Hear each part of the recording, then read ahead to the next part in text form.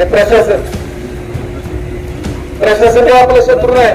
प्रशासनाने लक्षात ठेव, आम्ही तुमचं शत्रू नाही. आम्ही काय पाकिस्तानातून आलो नाही. तुम्ही अशा थाटा घेता, सगळा फौज फाटा घेऊन येता.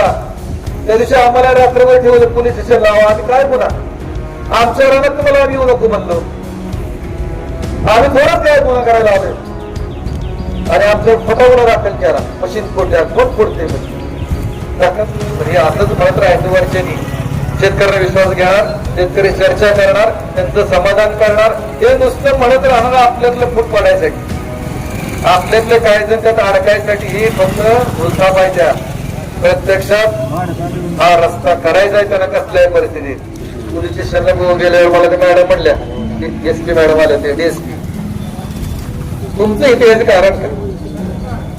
मी म्हणलं आम्ही काय पाकिस्तान आलो नाही. काय म्हणत मी पालकमंत्री नेता काय म्हणल. कधी कधी वाटते लय देणं पाणी झाले, जमिनी काय लाज वाटते. ह्यातनं थोडं गेलं तर देणं पाणी वाहून जाईल, इज्जत बी राहील आपली. अशी बी असती भूमिका. जरा प्रतिष्ठित खोटे आहेत ना प्रतिष्ठा, ही करायला लाज वाटते. आमच्या गावात तालुक्यात आहेत ना अशी काय काय, सगळीकडेच असते, प्रत्येक गावात आहे. पण तुम्ही एक विचार करा, सरकारी कर्मचारी त्यांना पक्ष नसतो का? असतो ना. यांची मतं नसते का? असते. पण ज्यावेळी त्यांचे एखादी मागरगत करणे अध्यक्ष होते, त्याने एकदा घोषणा दिली, सरकारी कर्मचाऱ्यांचा संप म्हणलं, 100% महसूल बंद, 100% पंचायत समिती बंद, 100% सगळे संपावर जात होते. का? तर त्यांना माहित होते या संपातनं आपल्याला वैयक्तिक फायदा मिळणार. तुम्हाला आठवण एक सांगतो, मी वसंतदादा पाटील मुख्यमंत्री होते त्यावेळी जिल्हा परिषदेच्या शिक्षकांनी 54 दिवस संप केला होता. 54 दिवस वसंतदादांनी त्यांची मागणी मान्य केली नाही, संप मोडून काढला. पण तुम्ही सांगा, या 15 वर्षात तुम्ही कधी सरकारी कर्मचाऱ्यांचा संप झालेला ऐकलाय का? नाही संप होत? कारण त्यांनी कायदे तयार करून घेतले. 4था आयोग, 5वा आयोग, 6वा आयोग, 7वा, आता 8वा येतोय. त्यांनी कायदे करून घेतले. वर्षातनं 2दा महागाई भत्ता त्यांचा वाढतोय, कारण ते संघटित आहे. एक हाक दिली घोषणा, एक हाक दिली की लगेच संप 100% होतो. आणि तर आपल्याकडे पोटावर मोजारी की मांडणी, स्वतःच घरदार जाणार आहे, जमीन जाणार आहे, आपल्या बापाची जमीन आहे, वाडवडिलांनी आपल्यासाठी ठेवलेली जमीन आहे. आणि ती जमीन जात असताना जरी आपण येत नसली वेगवेगळ्या कारणाने, तरी चूक आहे का नाही? याचा विचार केला पाहिजे. तुम्हाला उद्या वाचवायला कुणीच येणार नाही. सरकार म्हणतं, मोदींची घोषणा काय? सबका साथ सबका विकास. आम्ही तर आम्हाला काढून कुणाचा विकास होणार? शेतकऱ्याला काढणारच आहे ना आपण याच्यात. काय जसं मागे सांगितलं, जमिनी 2 तुकडे झाले, राहिलेल्या तुकड्यात तुम्ही जाणार कसं? अर्धा किलोमीटर असणार आहे, तुमच्या रानात येणार कसं? तिथं तुम्ही बांधायला जाऊ देत नाही दुसऱ्या शेतकऱ्याला. आता सध्या रस्ता तर लांब राहायला द्यायचा. तुम्हाला तुमच्या रानात राहिलेल्या रामात रस्त्याच्या पलीकडच्या क्षेत्रात तुम्ही जाणार कसं? तुमच्या ज्या विहिरी ज्या पाण्याच्या, ती विहीर जर विहीर गेली, राहिलेल्या जमिनीला करायचंय काय? कुठलं पाणी आणणार? पाण्याची विहीर परत कुठे बी पाणी दाखवू द्या, लागणार आहे का पाणी? तुमचं बोर जाणार आहे पाण्यात, तुमची विहीर जाणार आहे, काय जणांचं घरदार जाणार आहे. ह्या छोट्या छोट्या गोष्टीचा विचार केला पाहिजे. आपण अजूनही गैरसमजत आहे, बरंच गैरसमजत आहे. पाईपलाईन गेलेली आपली, पलीकडे पाईपलाईन कशी नेणार? पाणी कसं देणार? समजा तुमचं घर इकडं आहे, गोठा इकडं आहे, गुरं इकडं आहे, ती पलीकडे चारा केला दररोज एवढा हेल्पड मार. आता रानात सहज जातोय आपण, आपल्या रानात आणतोय, कडवाळ आणतोय, मखवार आणतोय, काहीतरी आणतोय. दररोज हेल्पड एवढं परवडणार आहे का? म्हणजे या सगळ्या गोष्टींचा, छोट्या छोट्या गोष्टींचा आपण विचार केला पाहिजे. आणि प्रशासन हे आपलं शत्रू नाही. प्रशासनाने लक्षात ठेव, आम्ही तुमचं शत्रू नाही. आम्ही काय पाकिस्तानातून आलो नाही. तुम्ही अशा थाटा घेता, सगळा फौज फाटा घेऊन येता. त्या दिवशी आम्हाला रात्रभर ठेवलं पोलीस स्टेशन लावा. आम्ही काय गुन्हा आमच्या रानात तुम्हाला आम्ही येऊ नको म्हणलो. आम्ही थोडंच काय गुन्हा करायला आलोय आणि आमच्यावर खोटा गुन्हा दाखल केला. मशीन फोडल्या, कोण फोडते मशीन? धक्काबुक्कीत पडली की नाही? असं नाही, पण कोण फोडते? परत पोलिसांना शिव्या दिल्या, पोलिसांना मारहाण केली, पोलिसांना धमकी दिली. अरे कुणाची धाडस आहे पोलिसांना धमकी द्यायची? आम्ही एवढे वेळेस करतोय राजकारण, आम्हाला माहित नाही का पोलिसांना धमकी द्यायला काय होतं परिणाम? पण हिने खोटं दाखल करायचं लगेच, कारण त्यांच्या हातात लेखणी आहे, कायदा त्यांचा आहे. शक्तीपीठ भाग आता मला सांगितलं, तुमचं देव देव देव कुलदैवत कुठं असतं ते तुळजापूर असेल, पंढरपूर असेल, नाही तर जेजुरी असेल, आणि कधीतरी कोल्हापूरला जात असतात. गोव्याला तुम्ही जात ना देवाला? कुठला देव आहे गोव्यात आपला? म्हणजे काय नाव द्यायचं शक्तीपीठ म्हणजे माणसाला वाटतं लागा देवासाठी चाललं. अरे देवाला असं काय अर्जंट आहे का? पुण्यातलं माणसं पूर्वी दररोज डेक्कन पिऊन जायचं, नोकरी करायची, रात्रभर 6 निघायचं, 10 यायचं. त्याला वेळ कशी कमी होईल वाटायचं, बरोबर आहे त्याचं. किंवा आपण इथं मुंबईत जायचं तर रात्री निघायला लागायचं आपल्याला. दिवस उगायला आपण त्या पंधरा पैसे कुठतरी असतात, आंघोळ कर, मंत्रालयात जा, दिवसभर काम कर, परत रात्री निघ, परत सकाळी इथं पोहोच. आता सकाळी निघत जातं, खरं आहे ना, तिथं काम आहे अर्जंट, माणसं वेळ बसली पाहिजे. आता देवाला जाताना अर्जंट असतं का आपलं? काय नाही, तुळजापूर जाणे 2 तासात माघारी यायचे का? इथं भिजवायचं जाणार नाही देवाला आपण ना, पहिलं भिजून मग देवाला जाऊ. देवाला जाताना वेळ आहे आपल्याला, पण महामार्ग आहेत सध्या, रस्ते आहेत सगळे. पाहिजे त्याला 2-2 लेन वाढवा कडेनी, आणि मधली लेन बंद करा. जिथं गाव आले, चौक आले, तिथं ओव्हरब्रिज करा. हाया रस्त्याचा उपयोग होईल ना. पण एवढा नवीन रस्ता करायचा, बरं तो एकदम नवीन आहे, रानातला आहे, तिथे डिरेक्शनच नाही. आता आमचं गाव 100% बागायत गाव आहे. आमच्या गावामध्ये 3 बाजूनी NRVC आहे, निरा उजवा कालवा आहे. आमच्या गावामध्ये एक MI टँक आहे, 10 ते 11 आमच्याकडे पाझर तलाव आहे. आमच्या गावाला दरवर्षी कारखान्याचे सर्वोत्कृष्ट उत्पादनाचे पुरस्कार मिळाले. 100 टनाच्या वर काढणारे टिप्पर आहे शेतकरी. किंवा वसंतदादा शुगर इन्स्टिट्यूटचा सुद्धा पुरस्कार आमच्या गावातल्या शेतकऱ्यांना मिळालेला आहे. आपण तर बागायत जमिनीतनं तुम्ही रस्ता नेत आहे, कशात काय आता भूसंपादन कायद्यात सांगितलं की बागायत क्षेत्रात रस्ता घेऊ नका. आमच्या तालुक्यातलं एकच गाव होतं, गारवड सोडलं तर 10च्या 10 गावं प्युअर बागायत गाव आहेत, एकदम प्युअर बागायत. त्या गावावरून रस्ता कशासाठी नाही? सरकारचं जर धोरण होतं मागं जलसंधारणाची कामं, पाणी अडवा, पाणी जिरवा, पाझर तलाव त्यातलं गाळ काढा, पाझर तलावातली गळती थांबवा, की जेणेकरून पाणी साठावं, पाणी जिरावं, ते क्षेत्र उपलब्ध व्हावं. मग असं असतं तुम्ही बागायत क्षेत्रच का घालवायला निघाला? कोणाची गरज आहे? मला बऱ्याच जणांनी सांगितलं गरजच नाही म्हणून मागणी नाही. आणि गरज आणि मागणी असताना रस्ता लागता कशासाठी? एखादं नवीन काम करता तुम्ही त्या रस्त्याचं एस्टिमेट केलं, तुम्ही त्या रस्त्याला सांगितलं की 802 कोटीला 25,000 कोटी रुपये लागत होते, आता 853 कोटी 56 कोटी 856 कोटीला 1 लाख आणि वर काही पैसे लागतात. म्हणजे वरच्या 50 किलोमीटरला 15,000 कोट वाढले. 53 किलोमीटर किती झाले हो किलोमीटर? तर 1 किलोमीटरचा खरा हिशोब. कशासाठी पैसे एवढे लागतात? या सगळ्या गोष्टींचा, छोट्या छोट्या गोष्टींचा विचार करायला पाहिजे. प्रशासन सुद्धा आम्हाला शत्रू समजून वागू नका. तुम्ही बी शेतकऱ्याचीच लेकर आहे. वडील असेल, आजा असेल, पुढे ते शेतकरी होते ना. तुम्हाला दुसरा पर्याय म्हणून तुम्हाला काय वाटत नाही, पण जे पूर्ण उद्ध्वस्त होणार आहे त्याचा विचार करा. ज्यांच्या जमिनी उजनीत गेल्या, त्या उजनीतल्या लोकांना खाली लाभ क्षेत्रात जमिनी मिळाल्या, अजून चौकशी करा. ते लाभ क्षेत्र एक तर शेतकरी आहे का इथनं गेलेला? एक सुद्धा नाही सापडणार. बाहेर एखादा नोकरदार बाहेरच्या गावामध्ये येऊन सेटल होऊ शकतो. ह्या माढा शहरामध्ये एखादा शिक्षक इथं येऊन घर बांधल, निवांत राहील, बरे रिटायरमेंट झालं तरी सुद्धा. एखादा व्यापारी येऊन राहील माड्यात. पण तुमचा सारखा शेतकरी बाहेर गावी जाऊन जमीन घेऊन शेती करू शकतो का? खात्री करा. एकही असा बाहेर त्याला कडम जगत गुरुमतीत मला जगायला आलाय. कुणी बी त्याचा बांध करते, कुणी बी त्याला अडवते, कुणी बी धमकी देतय त्याला. तर इथे कोण नाही ना. आपलं गाव, आपली भावकी, आपली माणसं सोडून बाहेर गावी जगणं शक्य आहे का? अजिबात शक्य नाही. तुम्हाला एक उदाहरण सांगतो आमच्या गावातलं. एक कोणत्याच पोरगा होता आमचं, जे MI टँक आहे ना, त्याच्या भरावाला चिटकून उडी मारली तुझ्या राहणार. म्हणजे एकदम पाण्याची जमीन ती प्युअर बागायत होती. एक कोणत्या होता, काय भांडण झालं माहित नाही. आपल्या काय पटायचं काय कारण नाही, बहुतेक सासवडीत पटलं नसेल काय असेल. पण त्यांनी रागाने जमीन विकली 2चे 2 एकर. सासवडीत राहायला गेला.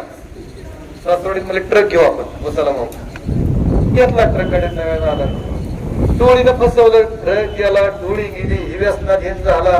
घरी जमीन नाही राहिला, दुसऱ्या राहण्यात राहतोय. तिची बायकोही मेली. काय हाल होत असतील त्या माणसाची. म्हातारपणी बायको मेली, पोरगाही मेला आता. आणि सून बी जवळ राहत नाही, कारण राहायला जागाच नाही स्वतःची. सगळं कुटुंब उद्ध्वस्त. अशी कुटुंबाचे कुटुंब उद्ध्वस्त होणार आहे. काय काय ज्याला जी आता जमीन आहे ती राहतील कशी तरी, पण पाण्याची जमीन गेली ती काय शेती करणार आहे? असा विचार करा. तरुण पोरं आहे ती पोरांना वाटते पैसे मिळाले धंदा करू शेती कोणाला करू वाटणार पण बाबानो भविष्य शेतीलाच आहे. जो अल्प शिक्षित आहे तो शेती करतो, जो शिकलेला आहे ती नोकरी करतो व्यवसाय करतो, पण कमी शिकलेला शेतीत राहतो. त्याला दुसरं काहीच येत नाही. जमीन गेल्यावर दुसरं धंदाच करू शकत नाही तो. या सगळ्या छोट्या छोट्या गोष्टींचा विचार करा. सगळ्यांनी एकत्र यायची गरज आहे. कुठं आंबलाव कुठे येणेकर अरे असलं बोलून आम्हाला बळी पडतात. ही शेतीमध्ये फूट पाडायचं कारण असणार आंब लावायचं. हा तुम्हाला मध्ये 25% तुम्हाला 75% एजंटला. अरे तुमच्या जमिनी आंब लावायचं तुम्हाला 5 लाख रुपये. अरे पण जमीन 5 लाख रुपये काय होतं. आणि आंब येत बी आहे तर जळलं आंब सगळं काय मिळणार आहे मला माहितीये. माझ्याकडे येऊन गेले ते एजंट. काय माहितीये का पूर्वीचा विषय वेगळा होता. ज्या विरोधामध्ये लढताना माणसं भरपूर असायची, स्वच्छ असायची.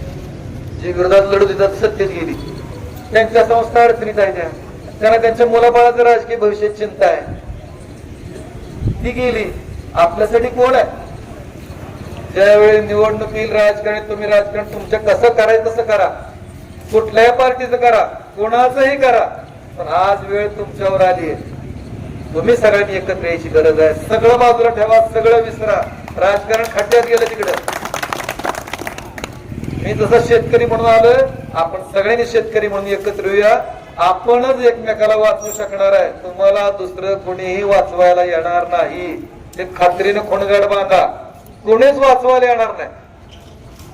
आणि ही वेळ आहे म्हणजे कतरगी राहत नसतं काय ही वेळ आहे. प्रशासन काय म्हणतं जिल्हाधिकाऱ्यांमध्ये सांगितलं आम्ही त्यांना निवेदन द्यायला गेलो शेतकऱ्यांना विश्वासात घेतल्याशिवाय काही करणार नाही. अरे शेतकऱ्यांना विचारतो राहणार तुम्ही मोजणी करताय पहाटे येत आहे म्हणजे कथणी आणि करणी मध्ये काय फरक आहे. तर हे असंच म्हणत राहायचं वर्षांनी. शेतकऱ्यांना विश्वास घेणार, शेतकरी चर्चा करणार, त्यांचं समाधान करणार. हे नुसतं म्हणत राहणार आपल्यातलं फूट पाडायसाठी. आपल्यातले काही जण त्यात अडकायसाठी ही फक्त घुसा पाहिजे. प्रत्यक्षात हा रस्ता करायचा आहे त्यांना कसल्याही परिस्थितीत. जसं कोल्हापूर आणि सांगलीच्या शेतकरी 72 शेतकऱ्यांनी अडवलं, त्यांनी मार्ग बदलायला लावला. आज आपल्यावर वेळ आहे. आपण हे करू शकतो. 72 शेतकरी आपण ते काय काय मेलेलं आहे दूध नाही प्यायलं. आपण हे करू शकतो. आपण हे करावं लागेल. आपल्याला संघटित व्हावं लागेल.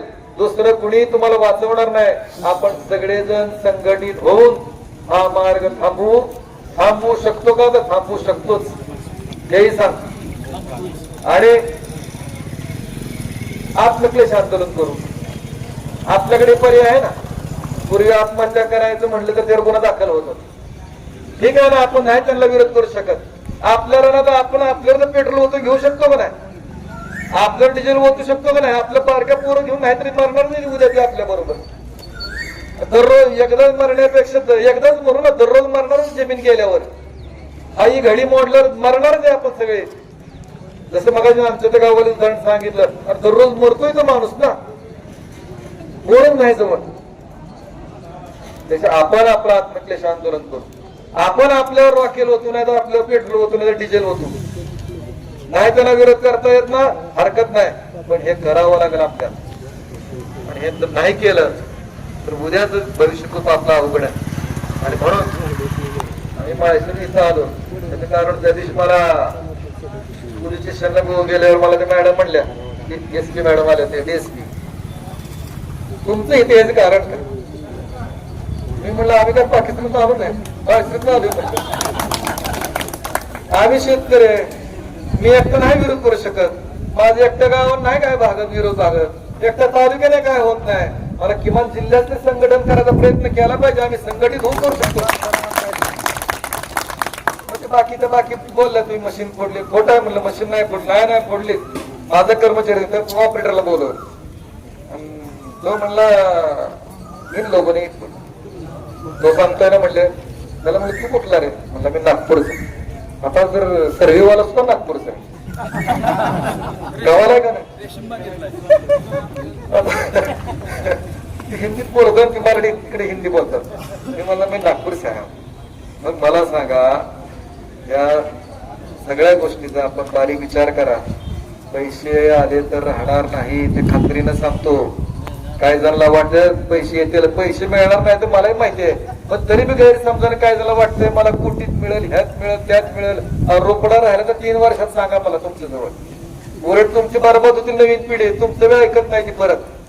त्यामुळं सगळ्यात महत्वाचं, मोजणी होऊ देऊ नका, संयुक्त मोजणीला सहभागी होऊ नका, सह्या कसल्याही परिस्थितीत कशावरही करू नका. हे पथ्य पाळा, हे सगळं तुम्ही लक्षात घ्या. आणि मगाशी म्हणलं तसं उजनीवाल्यांची काय अवस्था आहे, हुडका कुठं घाबरून सापडते ती का. अहो ते जगायला परत शहरात गेले असतील, पोराखाली राहिले असतील, मरून बी गेले असतील, त्यांची पुढची पिढी संपून गेली असेल. असं देशधडीला लागणार आहे आपण. त्यामुळे ह्या सगळ्या गोष्टींचा आपण बारीकाईने विचार करा. प्रत्येकाला समजावून सांगा की आपण सगळे संघटित राहिलो तर वाचणार आहे, नाही तर वाचणार नाही. कुठल्याही गोष्टीला बळी पडू नका. आणि तुम्ही आज लोकसत्तेला एक बातमी, पहिल्याच पानावर खालच्या बाजूला बातमी की गडचिरोली मधल्या सुरजागड मध्ये लोह खनिजाचे खाण सापडले, शोध लागला लोह खनिज. आणि तुम्हाला माहिती आहे इकडे आपलं रस्तं फॉरेस्टवाल्याने अडवलं, आता पालखी मार्ग सुद्धा रस्तं फॉरेस्टवाल्याने अडवलं. होऊ दिलं नाही, कारण फॉरेस्ट मधनं वॉटर सप्लायची पाईपलाईन सुद्धा जाऊ देत नाही, किंवा MSCBचा डाम नव तार सुद्धा जाऊ देत नाही. फक्त पक्षानं त्यातनं चिमण्या पिकाला वाढवलं, आपल्याला वाढवले. आणि असं असताना तिथं मात्र वन्यजीव कायद्यात म्हणून त्या खाणीला दिली, सवलत दिली. कसं काय दिली? खाण आहे